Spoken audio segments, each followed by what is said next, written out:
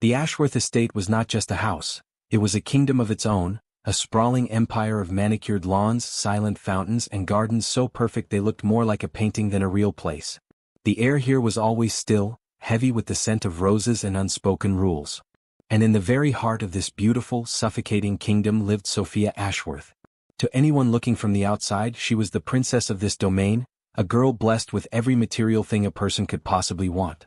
But if one looked closer, past the fine silk of her dresses and the polished windows of her bedroom, they would see that Sophia was, in truth, a bird in a gilded cage.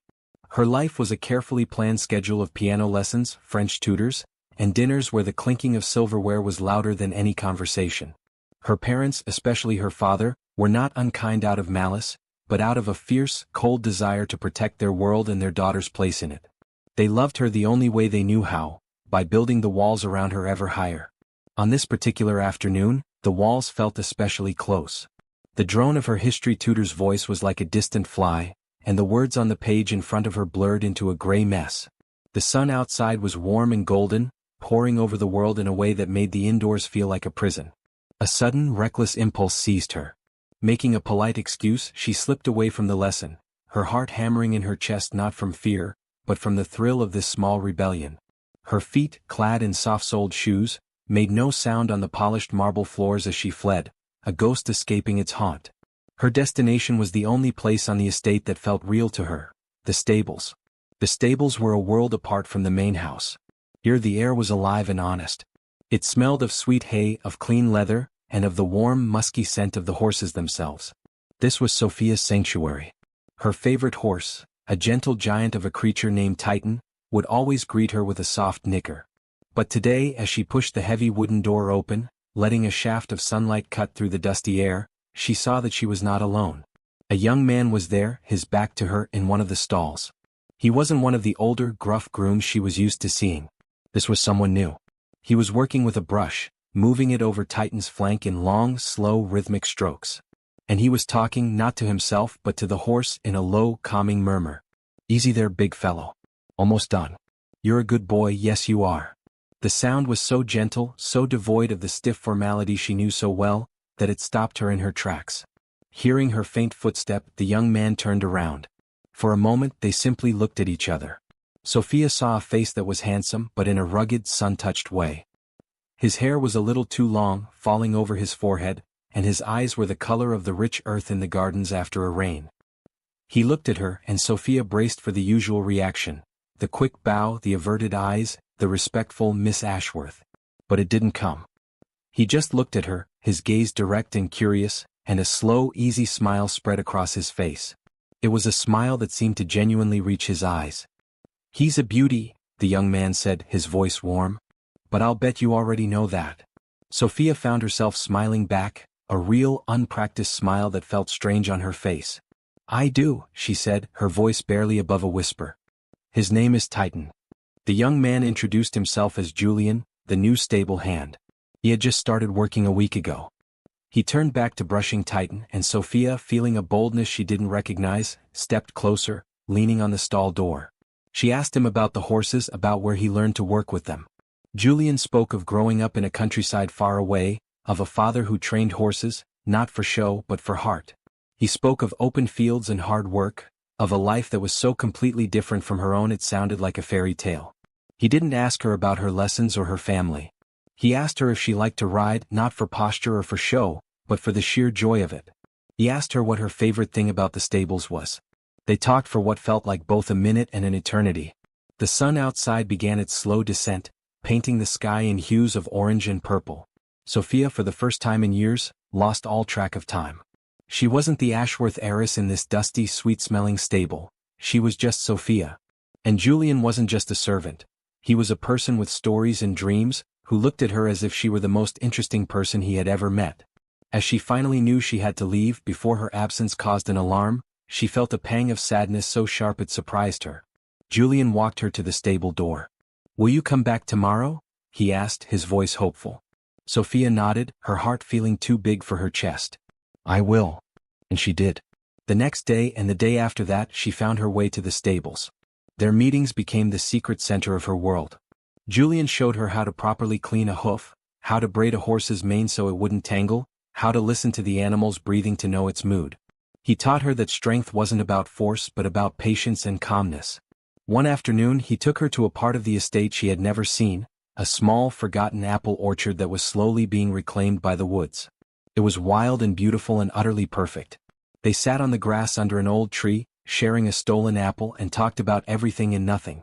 The space between them seemed to hum with a strange, new energy. As Julian reached to point out a bird's nest in the branches above, his hand accidentally brushed against hers. A jolt, warm and electric, passed between them. Neither of them pulled away. Their eyes met, and the world seemed to fall silent, holding its breath. Slowly, giving her every chance to turn away, Julian leaned in. And there, under the dappled sunlight of the secret orchard, surrounded by the scent of wild apples and damp earth, Sophia experienced her first kiss. It was not a practiced or formal kiss. It was soft and a little hesitant, but it was real. It was a promise of something new, something dangerous and wonderful. It was the moment the bird, for the first time, saw a way out of the cage. The secret kiss in the orchard did not remain a single, isolated moment. It became a key, unlocking a hidden door in both their hearts, and from that day forward, Julian and Sophia lived a double life. In the visible world, Sophia was still the dutiful daughter, presiding over silent dinners and nodding along to her father's plans for her future. Julian was still the quiet, efficient, stable hand, invisible to the family he served. But in the world they built for themselves, they were the only two people that mattered. Their meetings grew more frequent and more daring. The stables were no longer enough. They needed a place truly their own, a fortress for their forbidden love. It was Julian, while exploring the furthest, most overgrown reaches of the estate, who found it. A tiny stone cottage, so ancient it seemed to have grown from the forest floor itself. Its roof was sagging and its single room was filled with dust and the ghosts of leaves, but to them it was a palace. Their first project together was cleaning it. They worked side by side, sweeping out years of neglect, chasing out spiders, and scrubbing the one small window until it gleamed. They brought in an old, moth-eaten blanket and a few stolen candles. This humble, laborious process bonded them in a way their easy conversations never could. They were building something tangible, a shelter for their feelings. This cottage became the heart of their universe. Here they were not a rich girl and a stable boy, they were simply Julian and Sophia. They spent hours talking about everything. Sophia confessed her deepest fear, that her life was a path already paved by her parents, leading to a gilded, loveless marriage to a man from a suitable family. Julian spoke of his own dreams, not of great wealth, but of land. A small piece of earth he could call his own, where he could raise horses and build a life founded on his own sweat and skill, not on the whims of another man. Their intimacy deepened with every shared secret and every tender glance. A simple touch was no longer an accident, it was a language. A brush of his fingers against her cheek could say more than 1,000 sonnets. The air in the little cottage was always thick with the unspoken intensity of their feelings, a constant humming energy that made every moment feel both fragile and eternal. They existed in a bubble of their own making, where the only rules were the ones they set for themselves, and the only time that mattered was the time they stole together. One afternoon the sky, which had been a clear, brilliant blue, began to darken. The wind picked up, whispering through the trees with a new urgency. By the time they reached the cottage, the first heavy drops of rain had begun to fall, soon escalating into a torrential downpour. The world outside disappeared behind a curtain of gray water, the drumming on the old roof a frantic rhythm that sealed them in. Inside, with a single candle fighting back the gloom, they were in a cocoon of warmth and safety. The storm outside seemed to amplify the storm of emotions inside them. The space between them, always charged, now felt electric. The casual conversation faded, replaced by a heavy, meaningful silence. They were sitting on their old blanket, knees almost touching, just looking at each other. In that moment, with the wind howling its approval, the pretense, the fear, the outside world, all of it melted away, leaving only a pure, undeniable truth. Sophia moved first, her heart pounding a rhythm that rivaled the rain. She shifted closer, her eyes locked on his, filled with a mixture of fear, love, and a fierce, determined courage. She reached out, her hand trembling slightly as she placed it over his. The feeling of his warm, work-roughened skin against her soft palm was a shock that grounded her. Leaning in, her voice was a breathless, desperate whisper, a plea that came from the very depths of her soul.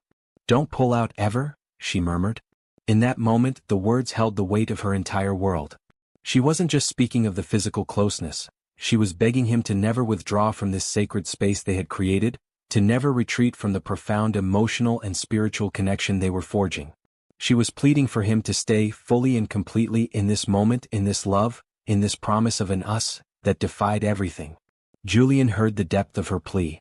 He saw the vulnerability in her eyes, the absolute trust she was placing in him. It shattered the last of his own reservations. His response was not a light promise or a casual reassurance. It was a vow, sworn in the heart of a tempest, as solemn as any oath taken in a church. He brought his hand up to cradle her face, his thumb stroking her cheek as he looked at her with an intensity that seared her very soul. "Darlin, I'll stay buried in you forever," he swore, his voice low and gravelly with emotion. His words were a powerful, resonant echo of her own. He was not just promising his physical presence in their secret haven. He was vowing that his heart, his spirit, his very essence would forever be intertwined with hers. It was a promise of permanence in a temporary world, a declaration that his love for her was not a fleeting secret, but the foundation upon he would build the rest of his life. In that small, candlelit room with the storm raging as their witness, their love moved from a hidden dream into a tangible, unbreakable bond, a forever that began not someday in the future but right then and there. The world inside the cottage, warmed by Julian's solemn promise, felt more real to Sophia than the grand manor house ever had. For a few more stolen weeks, their secret life continued. They lived in a blissful, suspended reality, where every touch was a confirmation of their forever and every whispered conversation in their hidden sanctuary was a blueprint for a future they dared to believe in. They spoke in hushed, hopeful tones of a small farmhouse with a green pasture, of a life where Julian's skills with horses could build them a humble but free existence, far from the gilded cage of the Ashworth name. They wove their daydreams with such detail and passion that they almost felt tangible. But castles built on secrets have fragile foundations, and theirs was no exception. The outside world, with its rigid rules and cold expectations, was always waiting, and it did not wait quietly for long. The end of their hidden world began not with a shout, but with a silence. It was the way Mrs. Albright, the head housekeeper, abruptly stopped speaking when Sophia entered a room. It was the new watchful groom Mr. Ashworth had assigned to the stables, a man with cold eyes who seemed more interested in the comings and goings of people than the care of the horses. A current of tension now ran through the estate, an invisible wire that hummed with danger. Sophia felt it in her bones, a constant low-level dread that even her moments with Julian could not fully dispel. The end finally came on a cool, clear evening. Sophia was summoned to her father's study, a room she had always associated with quiet disapproval. But tonight the air was not quiet, it was icy with fury. Her father stood by the fireplace, his face a mask of cold rage. In his hand he held a single small pearl earring, one Sophia had thought lost in the cottage weeks ago. He knew everything. The confrontation was brutal in its efficiency. He laid out the facts not as accusations but as verdicts. He called Julian a fortune hunter, a commoner who sought to soil the Ashworth name for his own gain. He declared their relationship a childish fantasy, a stain on the family's honor. Then he delivered his sentence. Sophia was to be sent away immediately, to a strict finishing school in Switzerland, a virtual prison for young women of her class. Furthermore, he had already seen to it that Julian would be dismissed without a reference, blacklisted from every respectable estate in the country. "He will be nothing and he will have nothing," her father said, his voice like cracking ice. "And you, my daughter, will forget this indiscretion ever happened." The finality in his tone was absolute. The golden bars of her cage had not been removed, they had been reinforced with steel. Somehow, through a haze of tears and a heart that felt shattered into 1,000 pieces, Sophia managed to slip away one last time. She left a note on her pillow, a simple desperate lie about taking a long solitary walk to clear her head before her supposed journey. She fled into the twilight, her feet carrying her on a familiar path made treacherous by fear. She found Julian at the cottage, his own face pale and grim. He had already been given his dismissal. He knew. For a long moment they just held each other, not speaking because words were too small to contain the enormity of their loss. The future they had dreamed of in this very room lay in ruins around them. But then Julian pulled back, his hands gripping her shoulders. His eyes, usually so soft with love, were now blazing with a fierce, desperate light. He told her about the plan he had been forming as a distant dream, a plan that was now their only hope. He had not been idle in his love for her. He had saved every penny of his wages and it was enough. Enough for 2 tickets on a steamship leaving for America that very night. It was a gamble, a leap into the complete unknown. They would arrive in New York with little more than the clothes on their backs and his determination. Now, Sophia stood at the precipice of the most monumental decision of her life.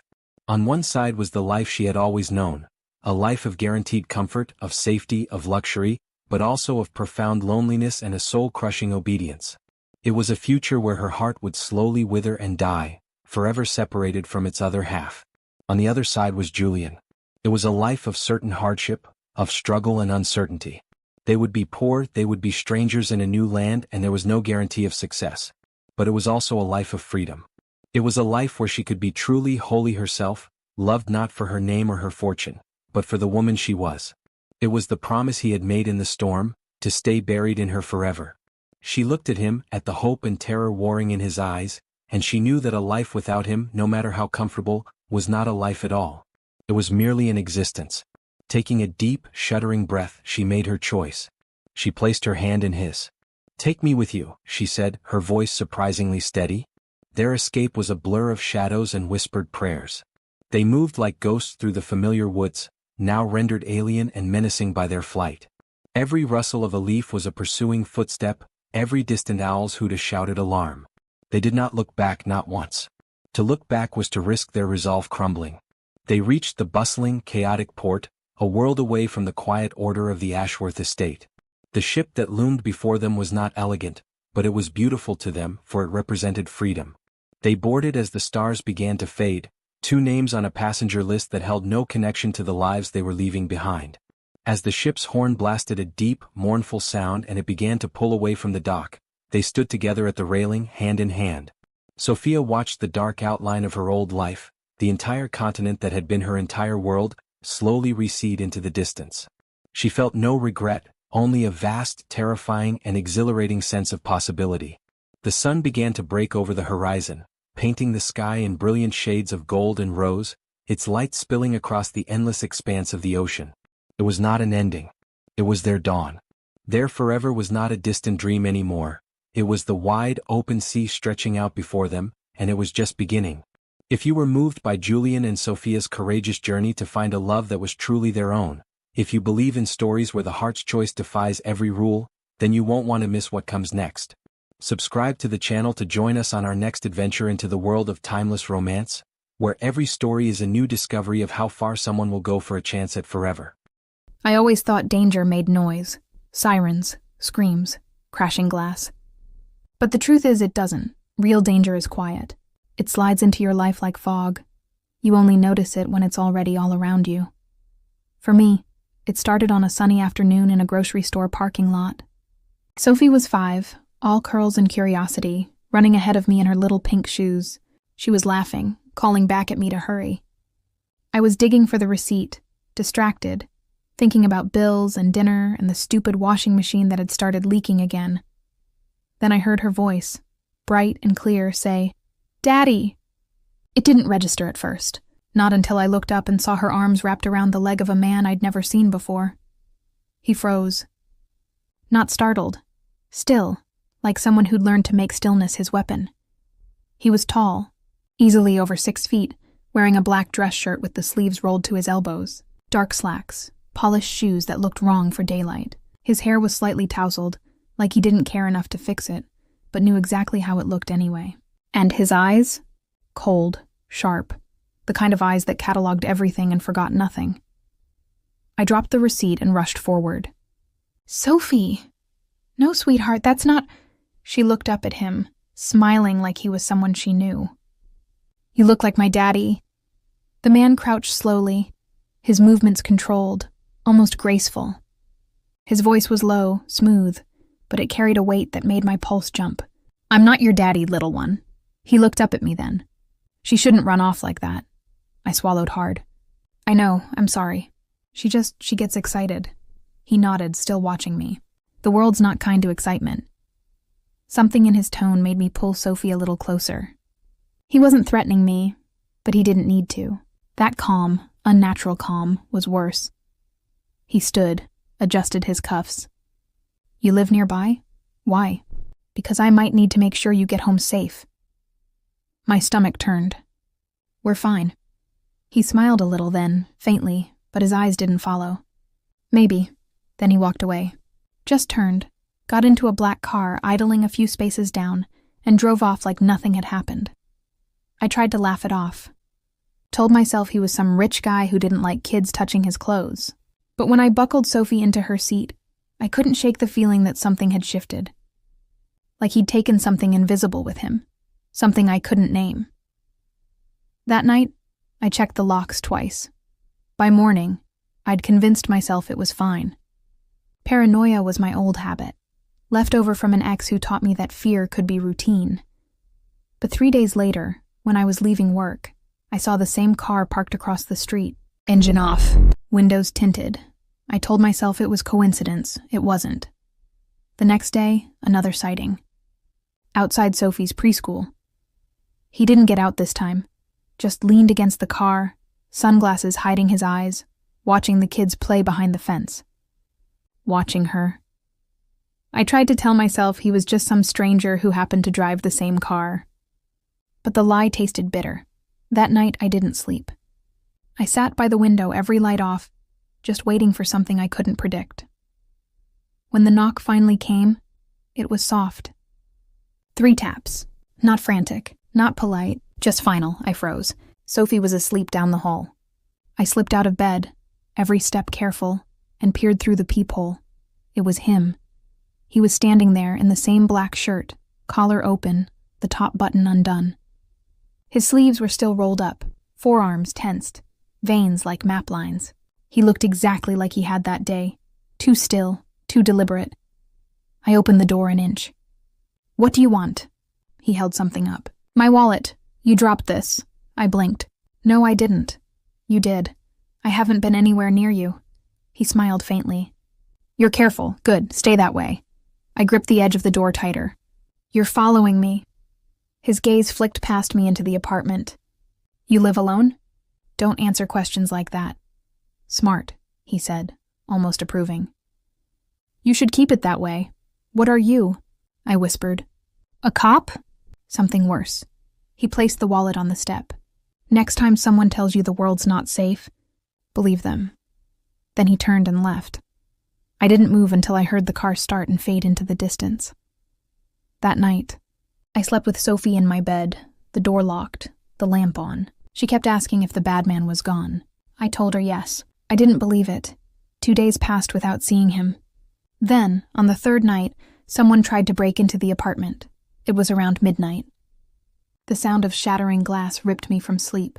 I sat up, disoriented, heart pounding, and then I heard Sophie scream. I ran. Bare feet, cold floor, adrenaline burning through me. She was standing in the doorway of her room, clutching her stuffed rabbit, eyes wide. "Mommy, there's someone—" I didn't let her finish. I scooped her up, ran into my room, locked the door, and pushed a dresser against it. My hands were shaking so bad I could barely think. The sound came again. Footsteps. Then silence.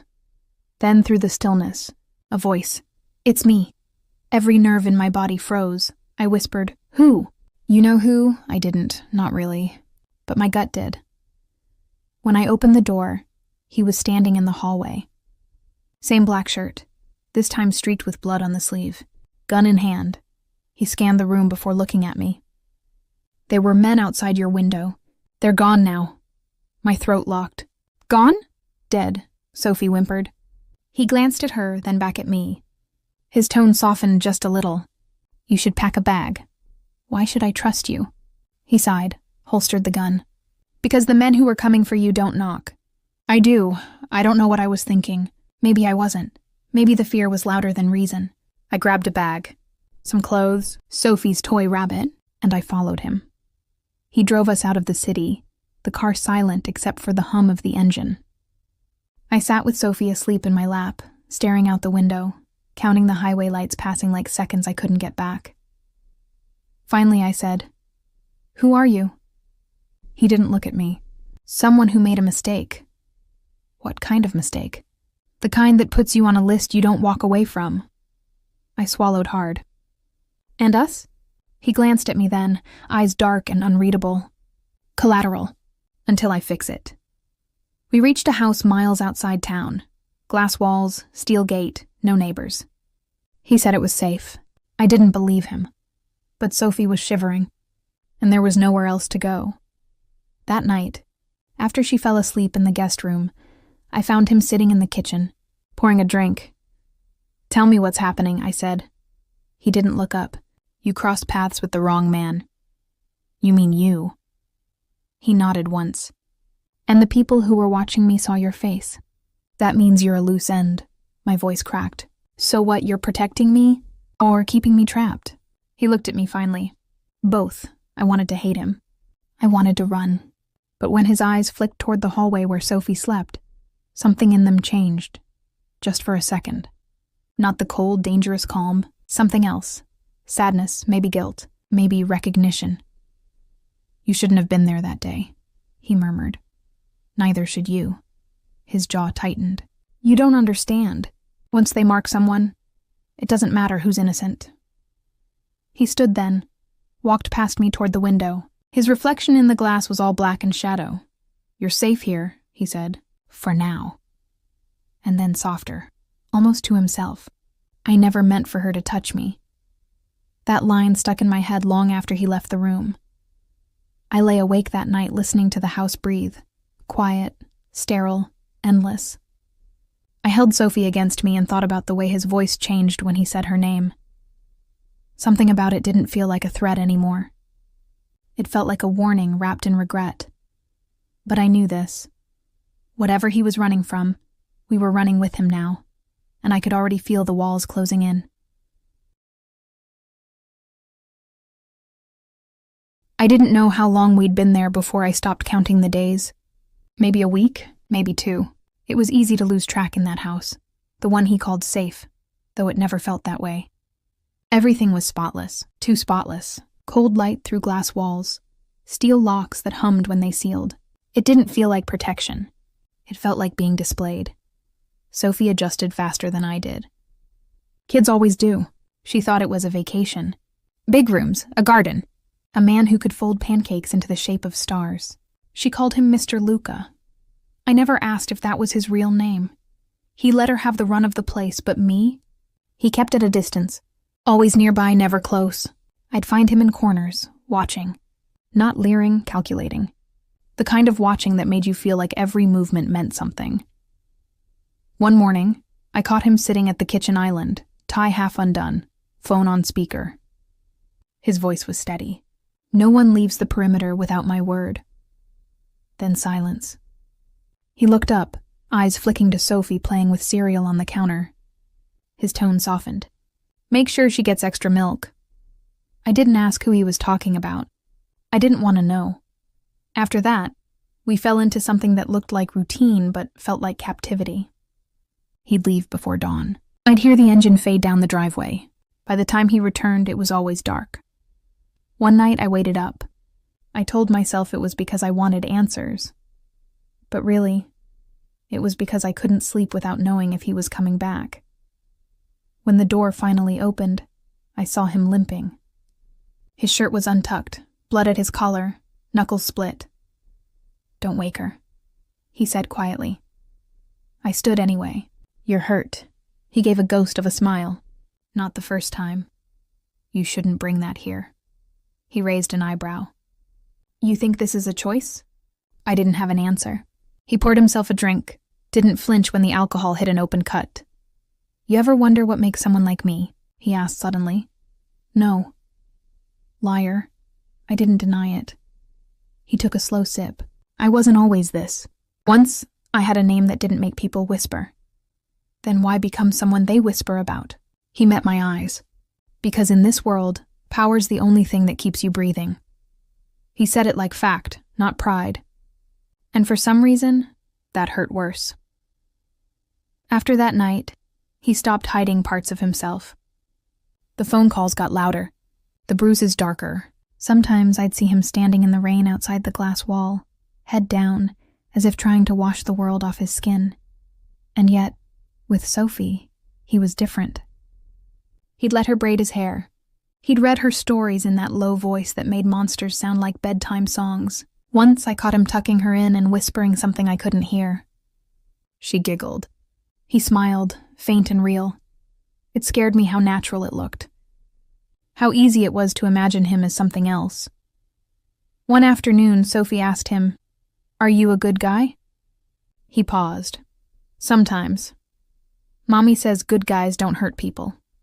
He hesitated just long enough to tell the truth. "Then I guess I'm not one," she frowned. "That's okay. You make pancakes." He laughed quietly, and I had to leave the room before I forgot why we were here. But I couldn't shake the question that had been eating at me. Who were the men who came that night, and why did he care so much about keeping us alive? I got my answer sooner than I wanted. One evening, he left his office door cracked. Papers were spread across the desk, photos, maps, names, and there, in the center, was a picture of me and Sophie. I stepped inside, heart pounding. My handwriting was on one of the pages. He'd pulled my information from somewhere. My old job, my old address, even the restraining order I'd filed against my ex. He'd known everything from the start. I turned to leave, but his voice cut through the air. "You shouldn't be in here." He was standing in the doorway, expression unreadable. I swallowed hard. "How long have you been watching us?" He stepped closer. "Since the day you crossed my path. That's not protection. That's obsession." He didn't blink. "Obsession saves lives." My voice trembled. "You don't get to decide what saving looks like." He looked at me for a long moment, then said softly, "You think I don't know that?" Something flickered in his eyes. "Not anger. Grief," I whispered. "What happened to you?" He turned away. "Someone trusted the wrong man, and she paid for it." It hit me like a slap. He wasn't just talking about me. He was confessing something. He left the room without another word. That night, I packed a bag. At dawn, I tried to leave. Sophie was still asleep, her tiny hand curled around that rabbit she refused to let go of. I kissed her forehead and whispered, "We're going home." When I opened the front door, he was there, waiting, coffee in hand, like he'd known. "Where were you going?" I tried to lie. "For air," he sighed. "You can't run." "Not yet. Why not? You don't own us." "No," he said quietly. "But the people hunting me do." I froze. "They think you mean something to me now," he went on. "Which means you're leverage. If you go out there, they'll use you to get to me." I stared at him. "And do we? Mean something to you?" His jaw tightened. "You shouldn't." That's not an answer. He didn't give one. We stood there in silence, the kind that stretched until it broke something inside me. Finally, he whispered, "When I lost her, I swore I'd never let anyone close again. I didn't ask who or was. I didn't need to." The way his voice cracked told me everything. After that, the air between us changed. It wasn't soft. It was charged. Dangerous in a different way. He started teaching me small things. How to recognize a tail. How to use a gun. "You're not helpless," he said once, his hand guiding mine on the trigger. "You just forgot what control feels like." It felt wrong. How right it felt. One night after Sophie was asleep, I found him on the balcony, staring out into the darkness. I stepped beside him. "You can't keep us here forever." He didn't turn. "Forever isn't the plan. Then what is?" He looked at me finally. "To make sure you live long enough to hate me for this?" I didn't know whether to scream or cry. Instead, I whispered, "You don't have to do this alone." He reached up, touched my cheek, just once, light as breath. "I already am." Then headlights flashed through the glass. His entire body tensed. "Get Sophie," he said. "What now?" The tone in his voice wasn't one I'd heard before. It wasn't the cool command he used with his men. It was fear. I ran to the bedroom, grabbed Sophie. She was half asleep, confused, clutching her rabbit. When we got back, Luca was loading a gun. "What's happening?" I asked. "They found us." The next moments blurred into chaos. Shouts, tires on gravel, a crash of breaking glass. Sophie screamed as a bullet tore through the window. He grabbed us both, pushed us down behind the couch. "Stay down!" I heard his gun go off, once, twice again. Then silence. When I looked up, he was standing in the wreckage, chest heaving, blood on his face. It was over. For now, he turned to me. You still think you don't need me? I wanted to hate him. I wanted to say yes. But instead, I just held Sophie tighter, because somewhere deep down, I already knew the truth.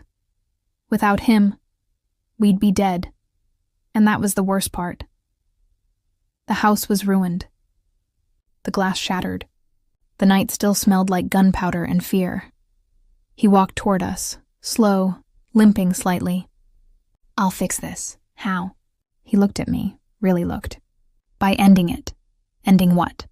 He didn't answer. Just brushed past me, grabbed his coat and said, If I don't come back, take her and run. Don't stop. Don't look for me.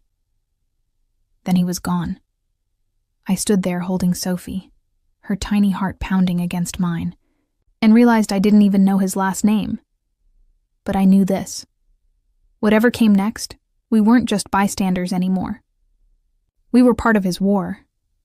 And the scariest part wasn't that he might die. It was that I didn't want him to.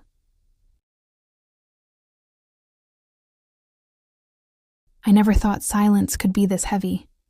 It's been 3 months since that night.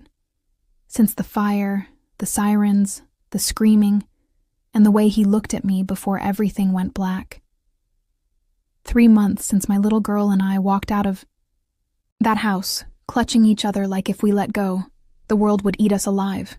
We've moved twice since then. New names, new school, new everything. The kind of life where you flinch when someone knocks, even if it's just the delivery guy. The kind of peace that feels borrowed. But she's smiling now. More often, anyway. She sleeps through most nights. That's enough for me. You'd think healing feels like freedom. It doesn't. It feels like guilt. Like breathing when someone else can't. Every night after she falls asleep, I sit by the window and whisper to the dark, telling it the things I can't say out loud. I tell it about him, about how he pulled me from the fire, about the way he shouted my name when I wouldn't run, about the blood on his shirt when he forced me into that car and told me not to look back. He said he'd find me when it was safe. He didn't, and I hate how I wait anyway, like some pathetic echo of the woman I swore I wouldn't be. But you know what's worse? Some nights, I think I see him. In a reflection, in a crowd, in the way a stranger turns his head.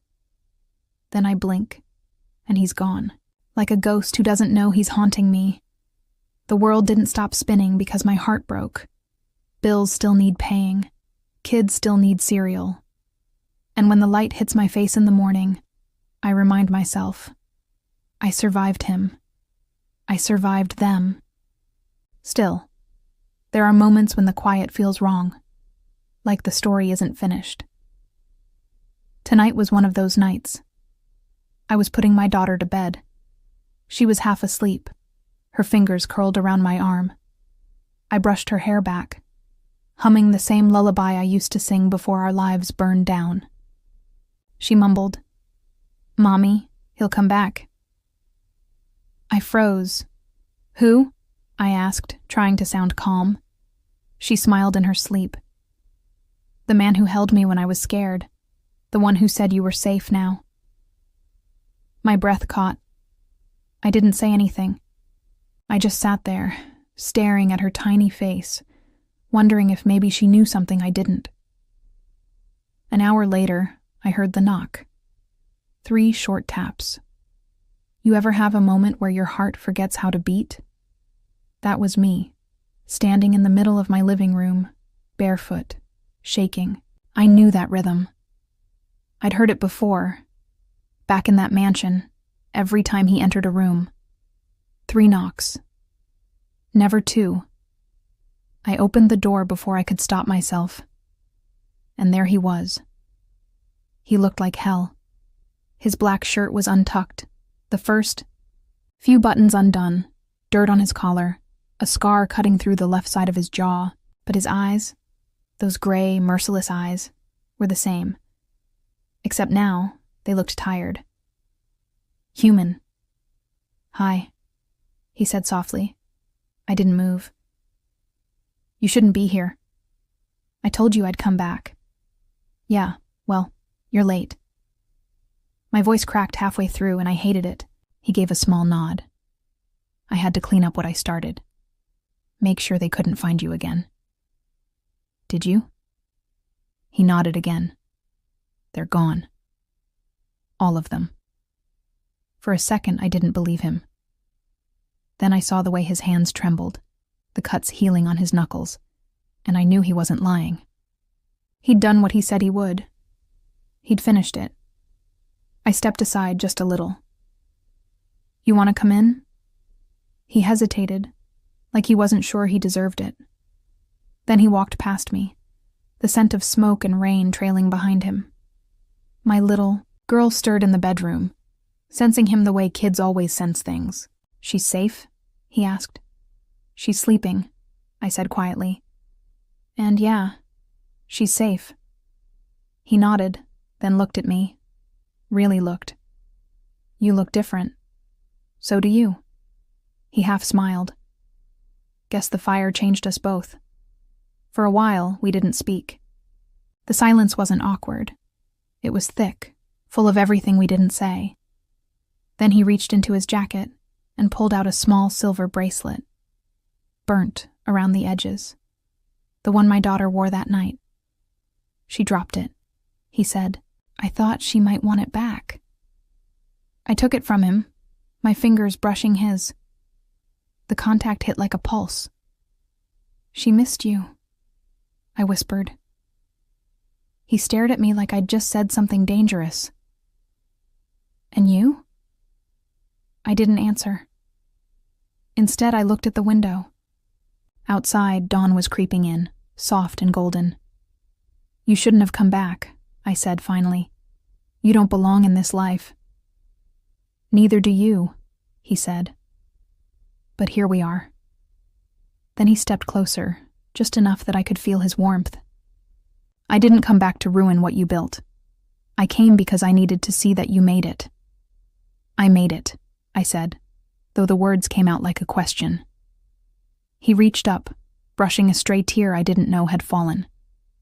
Then that's enough. I could have stopped him when he turned to leave. I could have said, stay. I could have said, I still love you.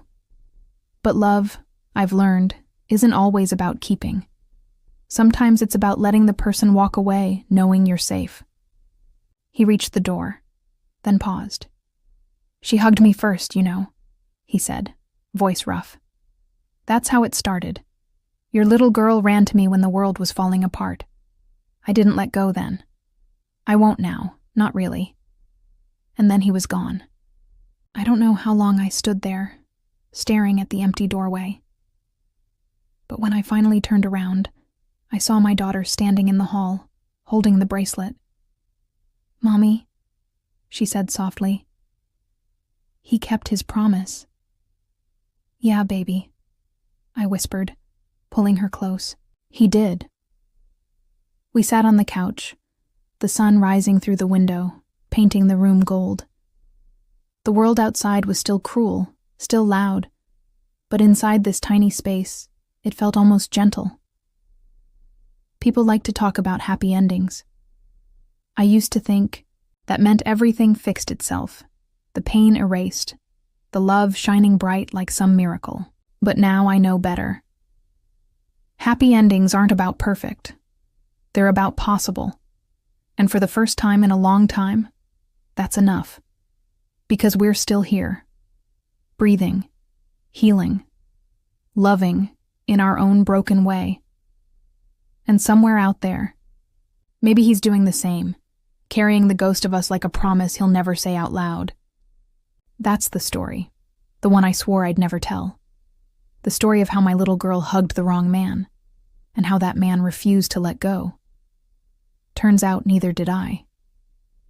If you made it this far, you already know this story isn't about perfection. It's about survival, love, and the people who refuse to let go when everything burns. If it left something inside you trembling or healed, even for a moment, don't slip away quietly. Subscribe, like, and stay. There are more confessions waiting, stories whispered in the dark, meant only for you. What would you do if the most dangerous man in London saved your life? The rain hammered down on the cobblestone streets of East London like bullets from heaven. Elena Martinez pressed herself against the brick wall of an abandoned warehouse, her thin dress soaked through, her body trembling so violently she thought her bones might shatter. 3 days. That's how long she'd been running. Her stepfather's men were still out there, somewhere in the darkness, hunting her like an animal. She'd witnessed something she shouldn't have, a deal, a murder, dirty money changing hands, and now her stepfather wanted her silenced permanently. Elena closed her eyes, tears mixing with rain on her cheeks. This was it. This was how she would die. Alone. Cold. 23 years old and her life was over. Then she heard footsteps. Heavy. Measured. Coming closer. Elena's heart stopped. She tried to run, but her legs gave out beneath her, and she collapsed onto the wet pavement. Strong hands caught her before she hit the ground. Please, she whispered, looking up into the face of her captor. Please don't kill me. But the man staring down at her wasn't one of her stepfather's thugs. He was something else entirely. Tall, with dark hair slicked back from a face that could have been carved from marble. Sharp jawline. Storm gray eyes that seemed to see straight through her soul. He wore an expensive black suit that probably cost more than her entire year's rent, and there was something about him, something dangerous, something powerful, that made the air around him crackle with electricity. Who are you running from? His voice was deep, smooth like whiskey, with a crisp British accent that spoke of old money and older power. I can't. Elena's teeth chattered so hard she couldn't form words. The man's eyes narrowed. Then, in one fluid motion, he shrugged off his suit jacket and wrapped it around her shoulders. It was warm, expensive, and smelled like sandalwood and danger. Can you walk? He asked. Elena tried to stand, but her knees buckled again. Without hesitation, the stranger swept her up into his arms as if she weighed nothing at all. Wait, she managed. Who are you? A slight smile curved his lips, but it didn't reach his eyes. My name is Damien Cross. And you, little dove, just became my responsibility. Elena woke up in what could only be described as a palace. The bed beneath her was bigger than her entire apartment back in Madrid. Silk sheets. Floor-to-ceiling windows overlooking the Thames. Morning light streaming through gauzy curtains. For a moment, she thought she'd died and this was some kind of afterlife. Then the door opened, and Damien Cross walked in, carrying a breakfast tray. He'd changed clothes, now wearing black trousers and a crisp white shirt rolled up at the sleeves, revealing forearms corded with muscle and decorated with intricate tattoos. A snake. A crown. Words in Latin she couldn't quite read. You're awake, he said, setting the tray on the bedside table. How do you feel? Elena sat up slowly, clutching the blankets to her chest. Where am I? My home. Belgravia. He poured tea with practiced ease. You had hypothermia. My personal physician checked you over last night. You'll be fine, but you need rest. I need to leave, Elena said, panic rising in her chest. They'll find me. My stepfather. Diego Martinez. Damien's voice was flat, emotionless. I know who he is. Elena's blood ran cold. How do you? I make it my business to know everyone who operates in my city. Damien handed her the teacup. And your stepfather has been stepping on toes he shouldn't step on. Including mine. Understanding dawned slowly. You're part of the underworld. I own the underworld, little dove. Those grey eyes fixed on her with laser intensity. I am the king of London's criminal empire. And Diego Martinez is a cockroach trying to build a kingdom in my territory. Elena's hands shook, tea sloshing dangerously close to the rim. Then why did you save me? Why not just let me die or hand me back to him? Damien was quiet for a long moment. When he spoke, his voice was softer than she expected. Because I know what it's like to run. To be hunted. And because... He paused, something flickering in his eyes. Because when I saw you in that rain, something inside me that I thought was dead a long time ago woke up. 3 days passed. 3 days of living in Damien's world, A world of luxury and violence, of expensive dinners and hushed phone calls about shipments and territories and people who'd betrayed the wrong man. Elena learned that Damien Cross wasn't just a criminal. He was a legend. The man who'd taken over London's underworld at 25 after his father was murdered. The man who ruled with an iron fist but never got his own hands dirty. The man everyone feared and no one dared cross. And yet, with her, he was different. He brought her books when she was bored. Showed her his private garden where he grew roses. Sat with her in comfortable silence while she recovered, never pushing, never demanding. But on the fourth day, everything changed. Elena was reading in the library when raised voices echoed from Damien's office. She knew she shouldn't eavesdrop, but something in her stepfather's name being shouted made her creep closer. "You can't keep her here, Damien." A man's voice, angry. "Martinez knows she's with you. He's demanding her return or he'll declare war." "Let him try." Damien's voice was ice cold. "I'd welcome the excuse to wipe him off the map. This isn't just about Martinez anymore." Another voice, older. "The other families are watching. They think you've gone soft. That you're keeping this girl out of sentiment, not strategy. They're talking about a vote. About replacing you." Silence. Then Damien, "Get out. Both of you." Elena hurried back to the library, her heart pounding. She'd brought war to Damien's doorstep. She'd made him vulnerable. That night, she packed her few belongings and waited until the house was quiet. She would leave. She would disappear. She would protect the man who'd saved her life by removing herself from his. She made it as far as the front gate before Damien appeared out of the shadows. "Going somewhere, little dove?" Elena jumped, spinning to face him. "You can't keep me here. I heard what your men said. I'm putting you in danger." "So you were going to just leave?" He moved closer, and she could see the fury blazing in his eyes. "Without a word? Without protection? Do you have any idea what Martinez would do if he found you? Better me than you." Elena shouted back, surprised by her own vehemence. "You saved my life, Damien. I won't let you lose everything because of me." "Everything?" He laughed, but there was no humor in it. "What is everything worth if I let you die?" The words hung in the air between them. Elena's voice dropped to a whisper. "Why do you care so much?" Damien closed the distance between them in 2 strides. His hands came up to frame her face, and Elena's breath caught in her throat. "Because in 20 years of living in darkness," he said roughly, "you're the first light I've seen. Because when I look at you, I remember what it feels like to be human. Because," his voice broke, "because I love you, Elena. God help me, I love you." Then he kissed her. It wasn't gentle. It was desperate, hungry, filled with all the emotion they'd both been holding back. Elena melted into him, her hands fisting in his shirt, kissing him back with everything she had. When they finally broke apart, both breathless, Damien rested his forehead against hers. "Stay with me," he whispered. "Not because you owe me. Not because you're afraid. But because you want to. Stay with me, Elena." Elena's voice trembled. "I don't belong in your world, Damien. I'm nobody. Just a girl who witnessed the wrong thing at the wrong time." "You're everything," he said fiercely. "And I will burn this entire city to the ground before I let anyone hurt you." But love, Elena learned, wasn't enough when war was brewing. The next morning, a package arrived. Inside was a phone, already ringing. Elena answered, and her stepfather's oily voice slithered through the speaker. "Hello, Elena. I trust Mr. Cross has been accommodating." "What do you want, Diego?" "I want what's mine. You saw things you shouldn't have. You're a loose end, and I don't leave loose ends. I'm not coming back." "Oh, I think you will." His voice hardened.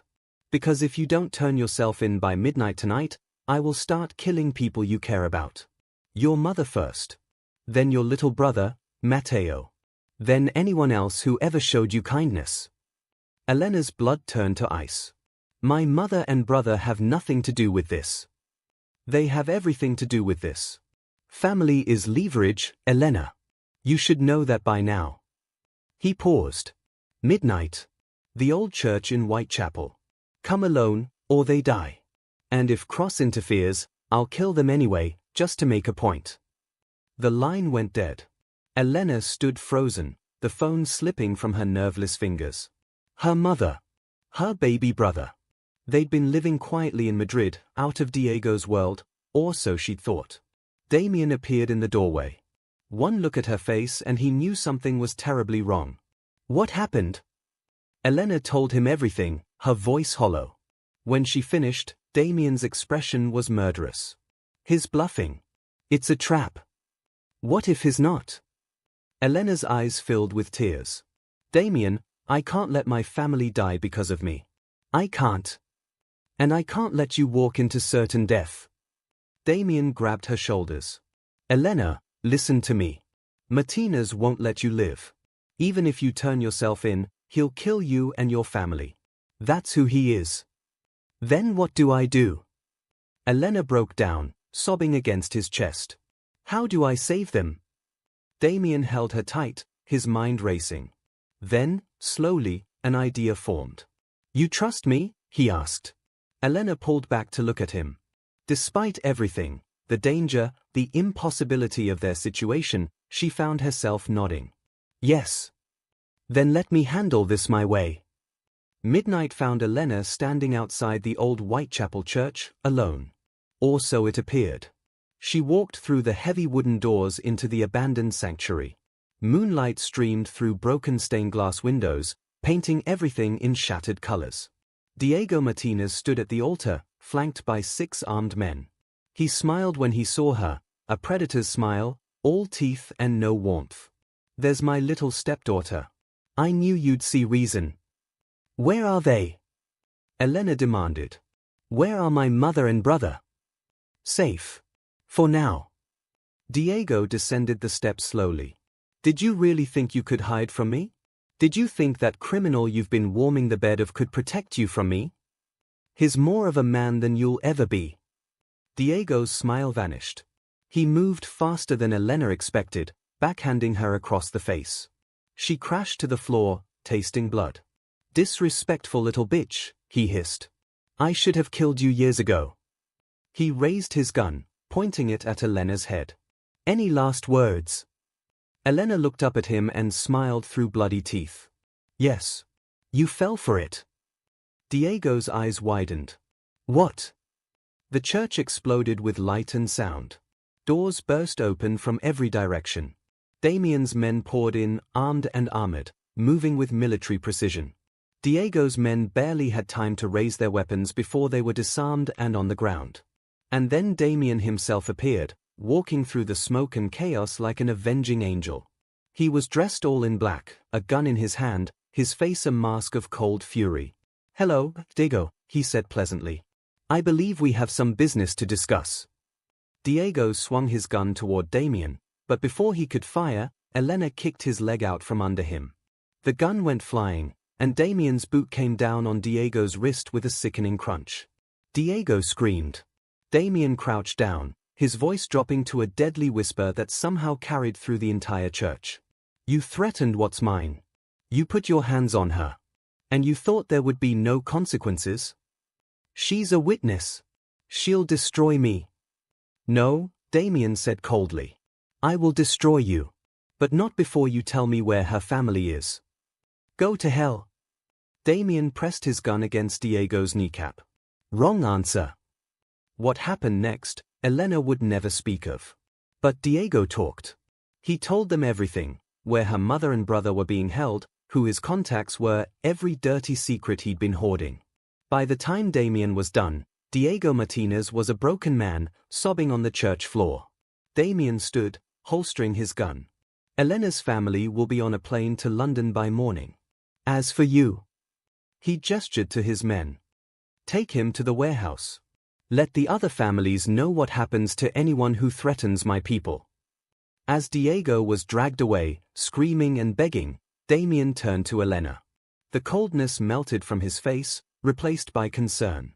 Are you hurt? Elena touched her split lip gingerly. I'm okay. Is it true? My family. My men reached them an hour ago. They're safe. Diego had them in a safe house in Madrid, guarded by amateurs. They never stood a chance. He pulled her into his arms. It's over, little dove. You're safe now. Elena clung to him, trembling with relief and residual fear. I was so scared. I know. But you were also brave. So incredibly brave. He tilted her chin up. You trusted me. I'll always trust you, Elena whispered. I love you, Damien. His eyes widened slightly, the first time she'd said the words out loud. Then he smiled, a real smile that transformed his entire face, making him look younger, lighter, free. I love you too, he said. More than I ever thought possible. He kissed her then, soft and sweet and full of promise, while around them, his men discreetly cleared out, giving them privacy in their moment. 6 months later. The garden was in full bloom. White roses, Damien's favorite, climbed up trellises and burst from carefully tended beds. Paper lanterns hung from every tree, glowing softly in the gathering twilight. A string quartet played something classical and beautiful. And Elena stood in a room upstairs, staring at herself in the mirror, hardly recognizing the woman looking back. The wedding dress was simple but elegant, ivory silk that flowed like water, with delicate lace sleeves and a train that pulled behind her. Her dark hair was swept up, threaded with tiny white flowers. She looked like a princess from a fairy tale. You look beautiful, Mija. Her mother stood behind her, tears streaming down her face. So beautiful. Elena turned to embrace her mother, this woman who'd survived so much. After they'd been rescued, Elena's mother had confessed everything. How Diego had controlled her through fear, how she'd stayed to protect her children, how she'd never stopped loving them. Now she was free. They all were. Is Matteo ready? Elena asked. He's already downstairs, trying to convince Damien's second-in-command to teach him how to fight. Her mother laughed. That boy is fearless. Her 13-year-old brother had taken to London like a duck to water. He worshipped Damien, who'd been surprisingly patient with the kid, teaching him chess and taking him to football matches. They'd become a family.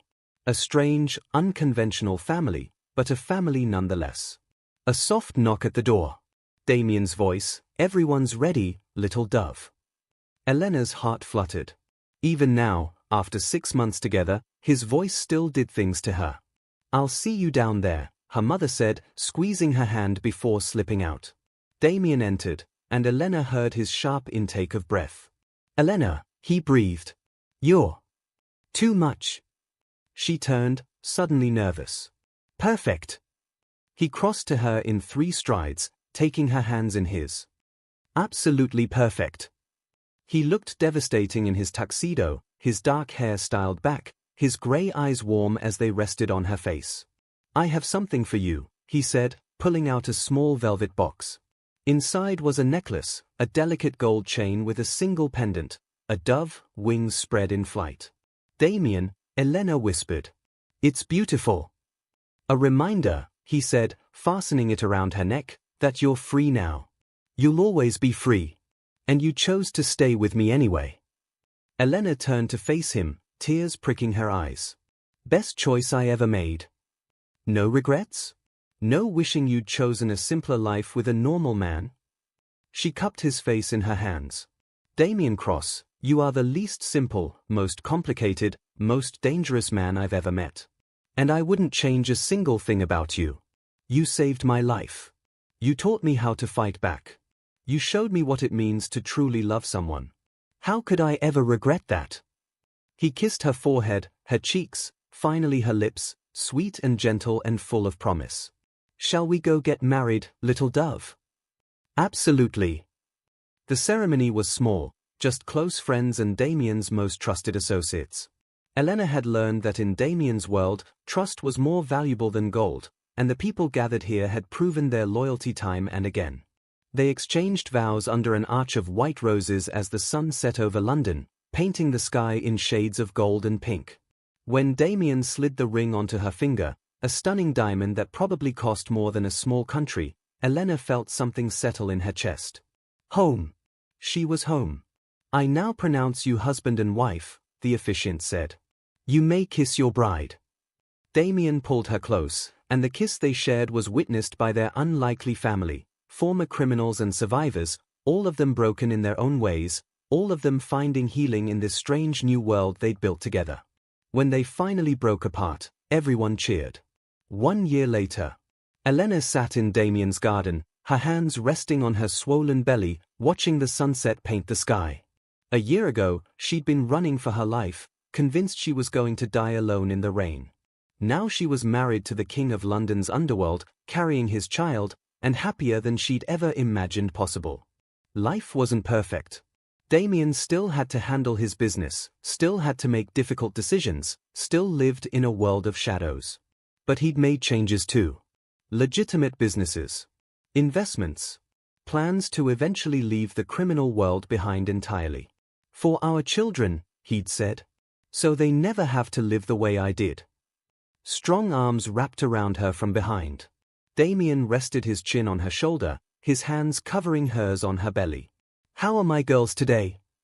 We're fine, Elena said, leaning back against him. She's been kicking up a storm. They'd found out last week they were having a girl. Damien had actually cried, not the cold, dangerous man who ruled an empire, but the vulnerable man underneath, the one only Elena got to see. Have you thought about names? He asked. I have, actually. Elena turned to look at him. What do you think about Hope? Damien was quiet for a moment, his eyes suspiciously bright. Hope, he repeated. Because she represents everything we're building. Everything we're fighting for. Exactly. He kissed her temple, his arms tightening around her. It's perfect. She's perfect. You're perfect. How did I get so lucky? You saved a girl in the rain, Elena said softly. And she saved you right back. They sat together as the sun disappeared below the horizon, two broken people who'd found each other in the darkness and built something beautiful from the wreckage. And somewhere in the night, in the heart of London, life went on, dangerous and unpredictable and wild. But here, in this garden, surrounded by white roses and love, everything was exactly as it should be. What would you do if the most dangerous man in London saved your life? She never imagined the answer would be, fall in love, fight back, and build a family in the ruins of two broken souls. This is their story. Stay with me tonight, and forever.